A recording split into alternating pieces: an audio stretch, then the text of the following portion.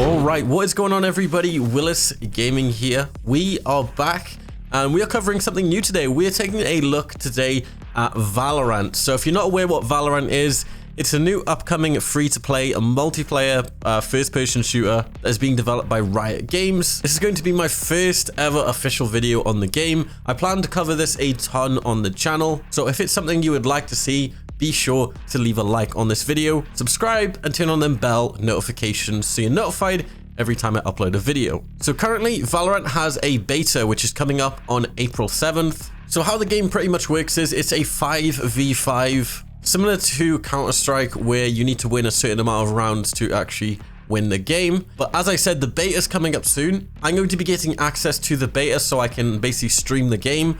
If you guys would like a chance to basically try the game out in this closed beta, be sure to leave a like on this video and leave a comment down below, as I'll be giving details on that soon, how you can basically get into the beta when it drops. So in this video, I wanted to take a look at some of the, I guess they're called heroes in Valorant. They each have different abilities and it's pretty cool. So in the video description down below, I actually made a cool little spreadsheet which pretty much shows all of these heroes. It pretty much shows their abilities, their ultimates. But yeah, let's take a look at the first hero on the list, which is called Phoenix. Now, Phoenix is an aggressive character who excels at rushing into combat and using his fire abilities to push other players around.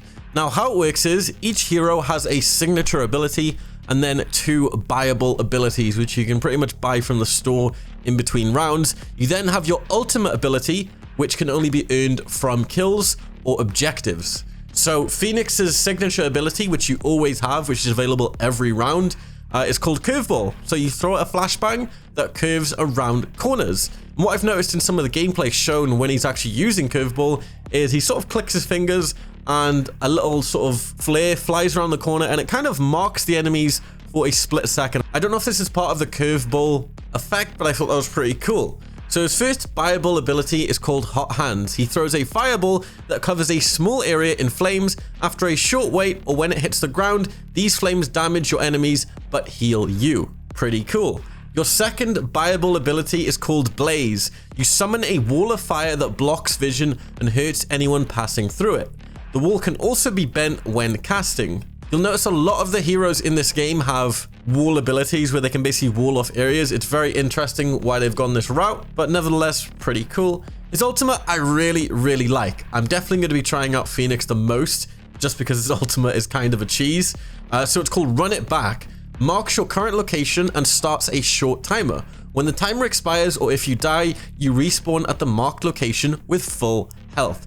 So it's essentially a way to go in and trade 1-for-1 and essentially get your life back for free. So you can basically use it, it'll mark your current location, you can then run in, try and kill as many people as possible, and if they kill you, it doesn't matter because you're going to respawn at your marked location with full health. So definitely a very good pushing ultimate for taking objectives. It's going to be insane.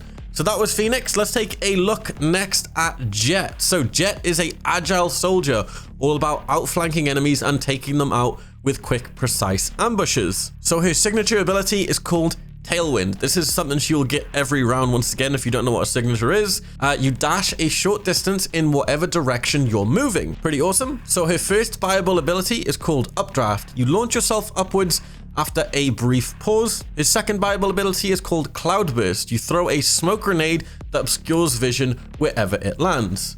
And then her ultimate is Brimstone. Wields several throwing knives that deal moderate damage and kill on headshots.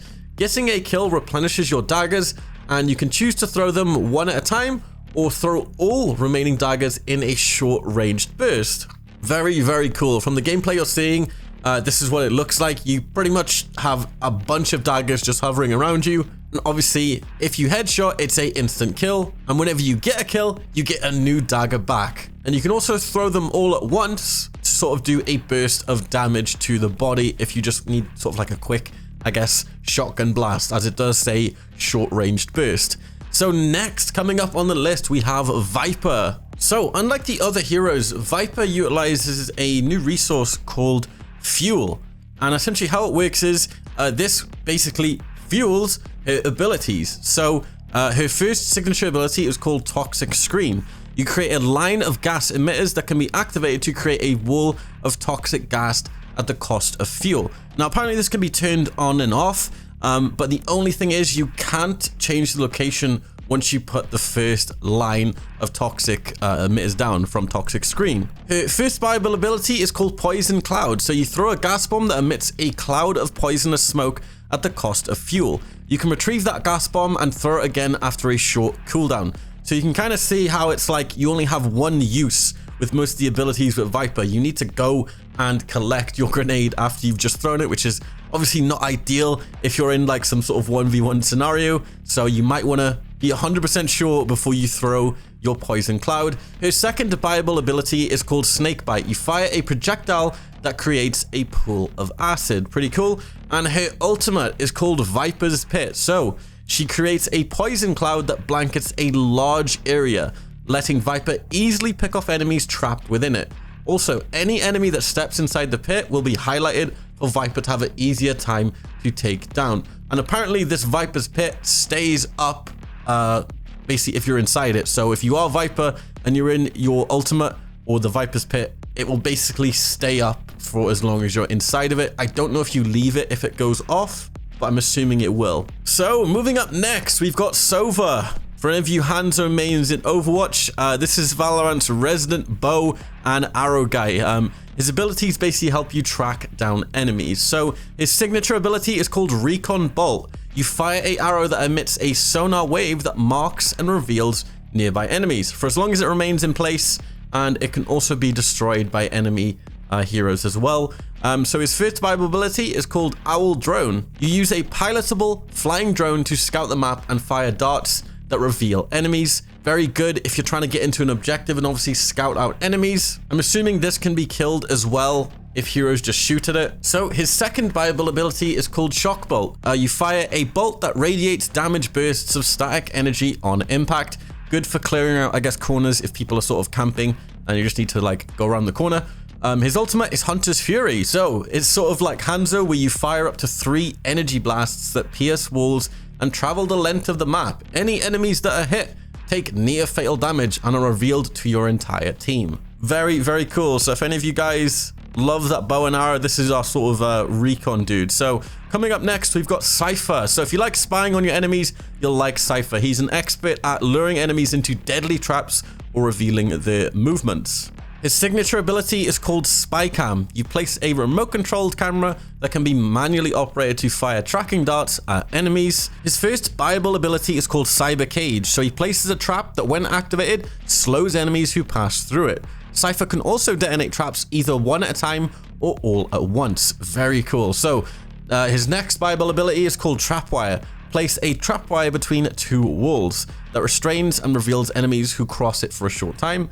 Can be retrieved and reused. And then his ultimate is Neural Theft. So you steal intel from a dead enemy, revealing the location of their allies. So you pretty much go up to their body.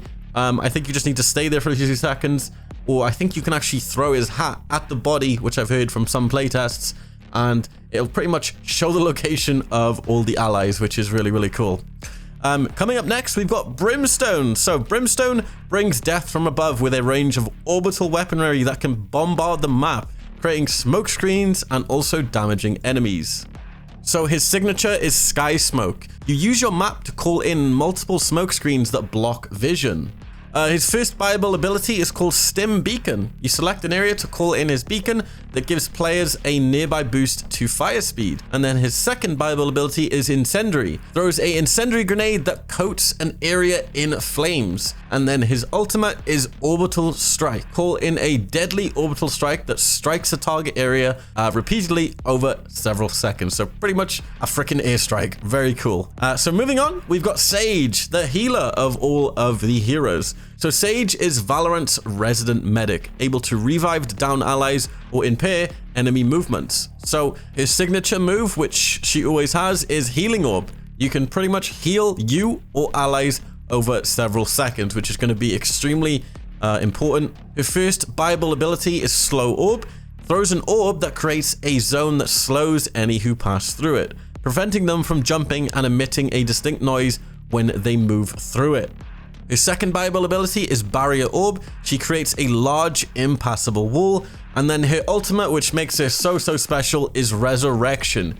You can revive an ally to full health after a quick delay. Absolutely insane, if you ask me. So, we've got 2 left, and I just want to let you guys know that a lot of the stuff that we're reading right now could have changed in the playtests.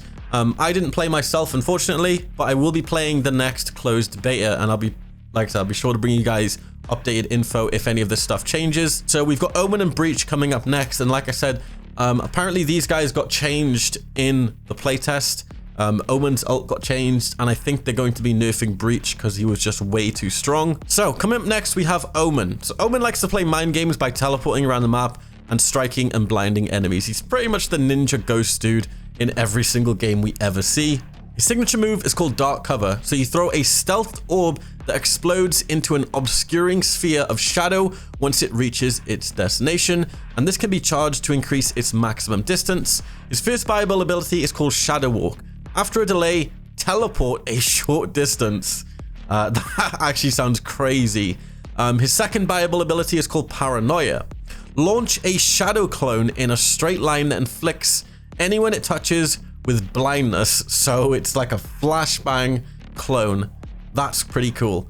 His ultimate, and once again, this is the ultimate that was apparently nerfed from some of the playtesters that played, is From the Shadows. So you can teleport anywhere on the map.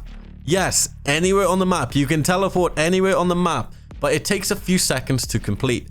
Enemies can see a shade at your destination and cancel your teleport. So if you see Omen coming in right next to you, you can shoot it and obviously stop it from happening. After teleporting, you become invincible. Invincible for a short time. That sounds super strong to me. Apparently, I'm assuming the nerf was to remove the invincibility, and apparently it makes a really loud noise, so it's easier to spot where he's coming in, so you can't just have him sneak up behind you. And I can see why this would be super annoying. So coming up next, we have Breach, probably the newest out of all the heroes.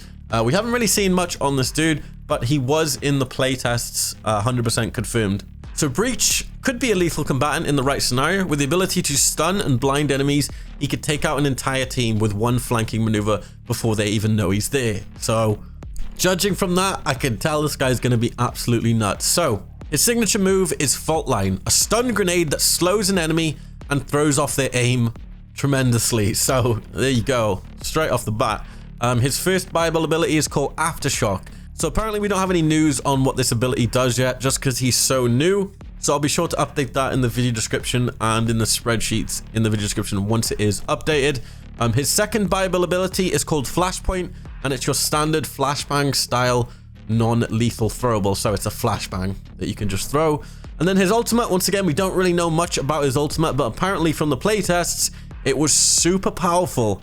And apparently this is going to be nerfed because it pretty much broke the game, but it sounds like it's an airstrike from the name Rolling Thunder. That's pretty much all of the heroes in Valorant. Like I said, I'm going to be jumping in the next beta. If you guys would like access, be sure to leave a like on this video, leave a comment if you want to. Jump in the Discord as well, guys. Be sure to jump in the Discord, discord.gg/Willis. There's a lot of you guys wanting to get into this next beta, and your best chances are honestly being on the Discord, because that's where I literally post everything first. Hopefully I can bring a lot of Valorant to the channel. Like I said, this channel isn't just about Division, looter shooter games and stuff like that. It's honestly whatever I'm playing, and what I plan on playing next is Valorant. So I hope you guys come on this journey with me, and if you're new to the channel, like I said, consider subscribing, leaving a like. It really does help the channel out. I appreciate you all. Hope you guys have an awesome day, and remember to stay safe. Wash your hands, stay indoors, and I'll see you guys in my next video. Peace.